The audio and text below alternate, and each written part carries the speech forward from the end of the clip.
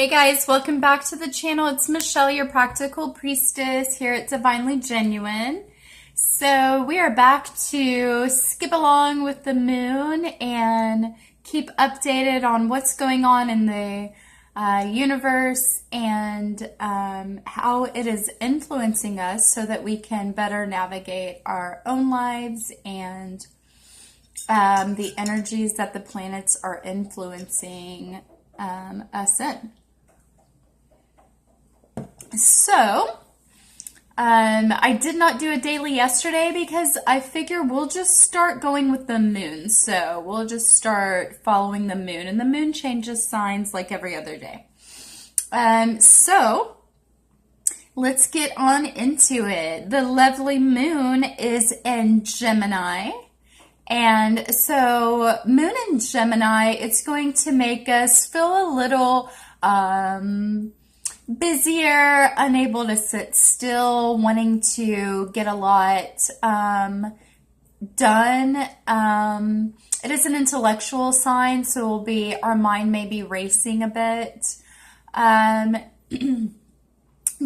is also very playful and fun. It's a very, what do I want to say, humorous sign.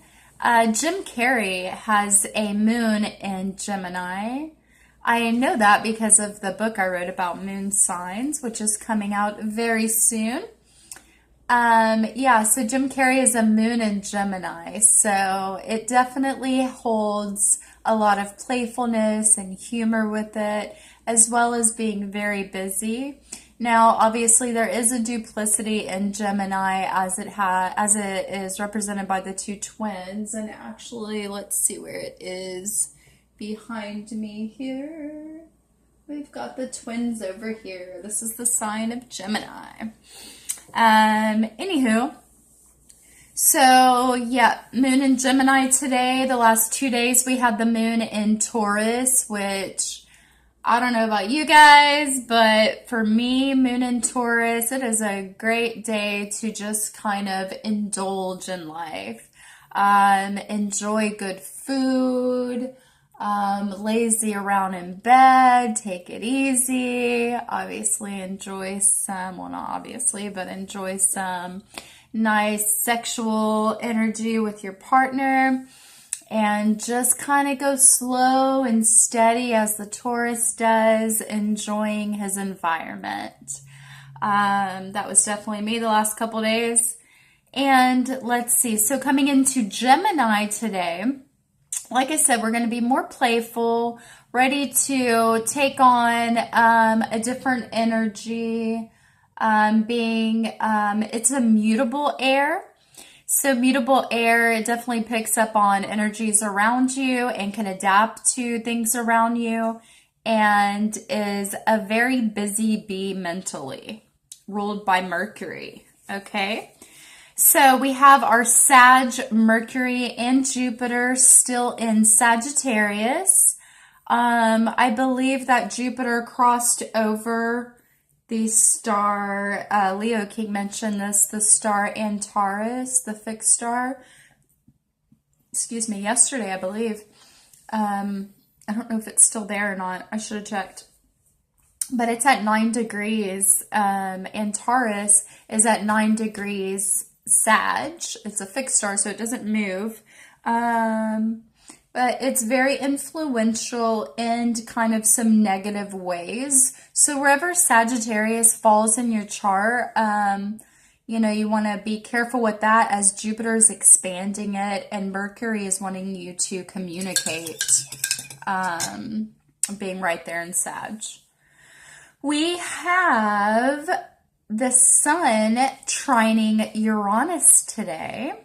So trine is a very positive and mutual understanding, flow of communication through two entities. So Sun is our outer expression, and Uranus is lightning bolt ideas, very revolutionary, very random, very out of the blue, very wise. I believe it's known to rule the heavens. And it is what brought in this information age as well. So knowledge is key. Some say knowledge is light, and the withholding of knowledge would be darkness. So when the sun is trining Uranus, for one, anytime Uranus is in the mix, you have to allow freedom, because there is a shocker random sense about Uranus. It's definitely out of the blue and unexpected, so you have to allow freedom for that, right? It's very hard to predict in that way. But so what I would say, especially with the moon in Gemini, is the sun in Sag making positive communication to Uranus. We can have really lightning bolt ideas that were unexpected come to us at this time, especially when our outer expression is on such positive, higher knowledge in Sag. And today actually marks the last day. Today's the 20th, and I believe, so the winter solstice is tomorrow on the 21st. So it is the last day of Sag, which means that the sun, the last day that the sun is in Sag, sorry, which means that it's gonna reach that critical point of 29 degrees, which is just very intense for any sign, before it moves into Capricorn tomorrow on the solstice, which will bring in a totally different vibe. So enjoy this very playful moon in Gemini and sun in Sag, because when we get into Capricorn tomorrow on the solstice, you'll notice a very different vibe. It's going to be a lot more serious, a lot about getting things done, what are we building, that kind of thing. So, let's see, Sun trining Uranus, expect the unexpected in great ways, I would say. And depending, the best way to utilize the stars and their energy is to know where to know your natal birth chart. So you can get a free copy of that. Just, all you need is your birth time. But moving on to, what else do we have in fire? We have Uranus in fire, obviously, as it's trining the sun. Uranus is in Aries still. Uranus, again, with a random, out of the blue, revolutionary type. And Aries is wanting to take whatever it sees fit and move it forward. No questions asked, just as the Fool does. Let's see. We have Neptune and Mars still in the watery, surrendering, go with the flow, spiritual, music, artsy Pisces. With Mars there, that's our drive and ambition and sexual energy, really wanting to surrender, feel good, go with the flow. Wanting to maybe take action on our dreams, as Neptune's there as well. And, excuse me, and wanting to go towards our spiritual,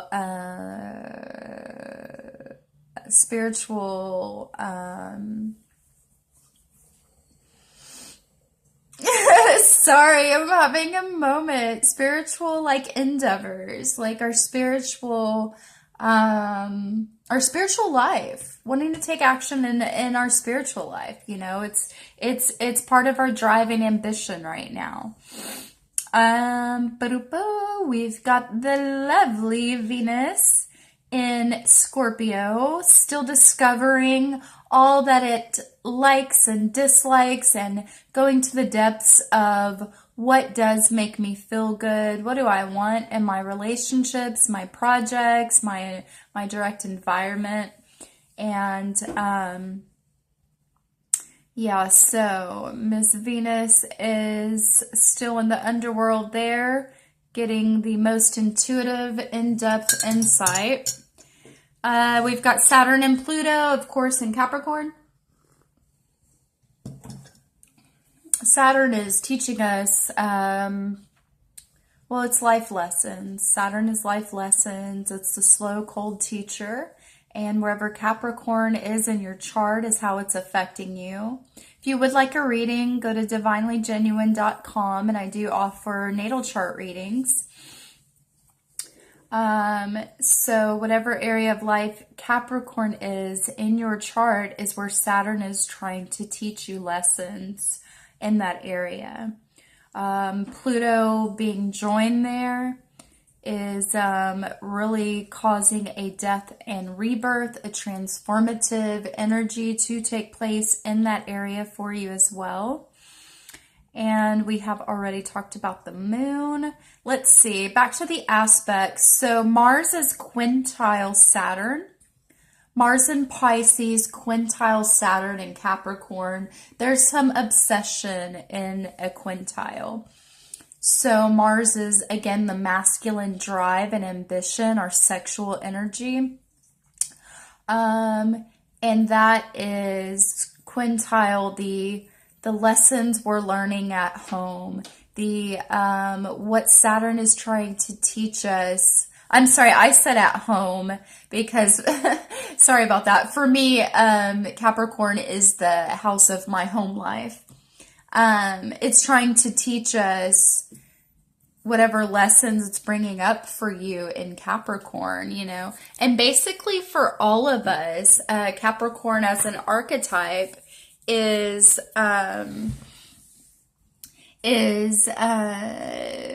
cardinal earth, so it's trying to get us to build new structures in our lives, new rules, new laws maybe, though that may be more Libra, but like the United States, for example, we have lots of laws and rules and restrictiveness to us, even though we're the land of the free, right? And don't get me wrong, I love and know that I am blessed being an American, but it is a very Saturn Capricorn-like environment. We have these restrictive things too. You got to have this and this and this set in order, and that's the energy of Saturn and Capricorn. And so Mars is bringing our dreams into action, and it is obsessing on how to do that in the practical world, in the physical realm. Okay, we also have Venus quintile Uranus, which the sun is trining. So Ventile. So Venus, the planet of love, peace, harmony, our value, our self-worth, relationships, money, is obsessed, mutual obsessed with the randomness, the out of the blue ideas, the revolutionary sign of Uranus, the information from the heavens. It rules technology, and that's in Aries, right? So Venus and our love relationships, being obsessed with what can we bring new to it? How can we energize it? What have we not thought about? Are we really being free in what we want and what we're wanting in our relationships and our projects and money? Are we really thinking outside of the box? You know, have we considered all areas? You got to remember Uranus rules Aquarius, which is fixed air. And so, you know, Aquarius thinks he knows all, you know, thinks he knows all, but in a way he does, you know, as a fixed air. So there's a bit of obsession there with our projects and love, money, relationships, and, you know, this very high electric type energy. Now we have Venus also trine Neptune, which is very positive, and we know that Mars is in Pisces with Neptune. So with our projects, relationships, and money, trining the most positive communication amongst the stars, trining, having mutual understanding to the planet that rules our dreams, our spiritual life, and other realms. This is like, to me, because you got to remember too, Venus rules Libra, which is our relationships, and it rules and love, and it rules Taurus, which is self-value, self-worth, which is self-love. And Taurus as an archetype knows how to bring to fruition its resources. So to me, with Venus trining Neptune, it's like we really have a chance to manifest and really get our dreams into practical reality. And then on the same token, we could be dreamy about relationships and projects, and that's okay. Because you know what? The art of manifesting, like everything starts with a thought. Everything begins with a thought, a dream, a belief system, and seeing that be possible. I would encourage you highly to keep a dream journal and to definitely keep a manifesting journal, to start writing down and allowing yourself the freedom to just dream what you would like. Write it down, visualize it, and believe it. And it is so powerful. It's the stuff we're not taught in school. It's what really works with getting to where you want to be.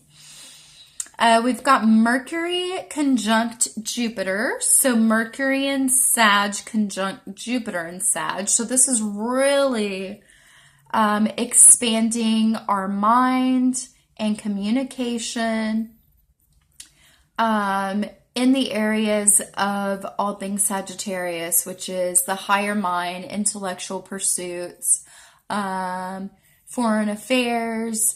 We got to watch out for that star in Taurus. I believe it was yesterday and could be today as well, where, gosh, I forget. I looked it up not too long ago, but I know that it can be a very harsh energy with Antares. So be careful with communicating, especially with Jupiter right there, expanding it over these next 2 days. Well, it would have been yesterday and today, I believe. So yeah, enjoy your last day of Sun in Sagittarius. Tomorrow on the solstice will definitely take on another different feel, and especially as the full moon in Cancer comes on later on in the evening of the 21st and into the 22nd. Oh, let me do a tarot card. Okay, you might have to have a weird view here for a second. Sorry.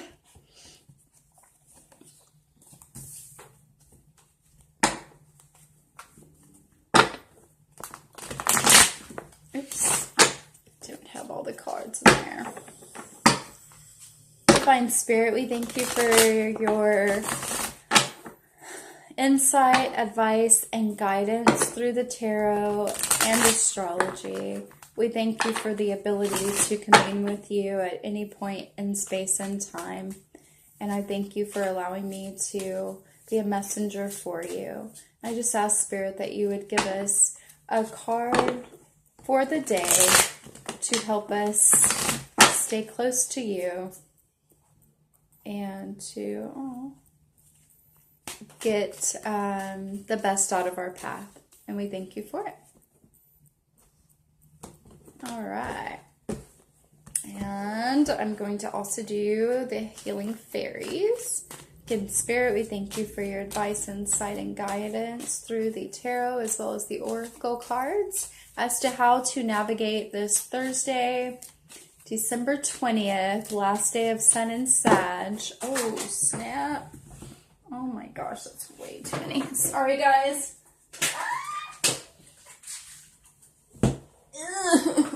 I'm back.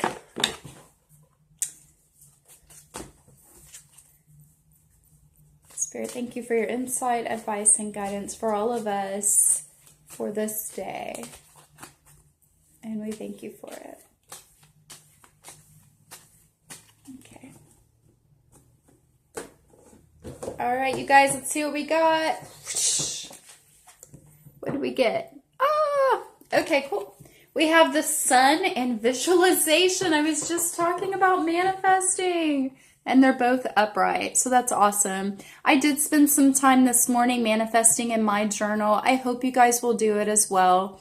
The sun is illuminating truth and light. It's our inner joy, bliss, and inspiration. And we got the visualization card. Before anything you do in life can come to fruition, you must create the thought and visualize it in your mind and believe that you can have it. And it is yours. I love you guys. Check out divinelygenuine.com if you're interested in my services. Have a lovely Thursday. Peace.